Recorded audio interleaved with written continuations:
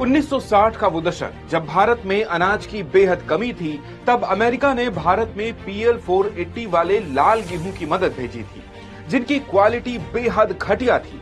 Reports बताती हैं कि वो गेहूं अमेरिका में जानवरों को दिए जाते थे। अब वही भारत 50% टैरिफ के बावजूद अमेरिका को इतना बासमती चावल भेज रहा है कि राष्ट्रपति ट्रंप की चिंता बढ़ गई है।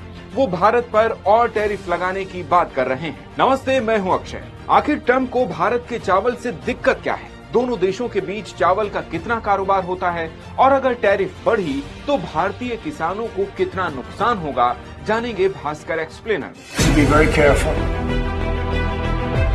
सबसे पहले जानते हैं कि ट्रंप ने भारतीय चावल पर टैरिफ बढ़ाने की बात क्यों कही। दरअसल 8 दिसंबर को ट्रंप किसानों के लिए नई आर्थिक मदद का ऐलान कर रहे थे। इसी दौरान उन्होंने कहा कि भारत, वियतनाम और थाईलैंड जैसे देशों से सस्ता चावल आने की वजह से अमेरिकी किसानों की कमाई कम हो रही। ट्रंप ने इसे डंपिंग बताया। अब ये डंपिंग क्या है? तो जब कोई देश किसी दूसरे देश को कोई सामान उसकी रियल वैल्यू से कम में बेचता है तो उसे डंपिंग कहते हैं। ऐसा करने से विदेशी मार्केट में सामान सस्ते में बिकता है, जिससे उस देश के व्यापारियों को घाटा होता है। ट्रंप ने कहा कि भारत को अमेरिका में डंपिंग नहीं करनी चाहिए। तो क्या भारत वाकई अमेरिका में चावल की डंपिंग कर रहा है? इसका सीधा जवाब है नहीं।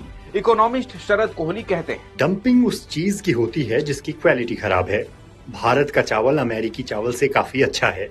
ऐसे में अमेरिका में भारतीय चावल की डंपिंग नहीं, डिमांड है। आंकड़े बताते हैं कि अमेरिका में भारतीय चावल की मांग बढ़ रही है। वर्ल्ड इंटीग्रेटेड ट्रेड सॉल्यूशन के मुताबिक 2018 में अमेरिका जितना चावल विदेश से खरीदता था, उसमें भारत की हिस्सेदारी 23.3% थी, जो 2024 में बढ़कर 26.1% हो गई। अब जानते हैं कि भारत से कितना चावल अमेरिका जाता है।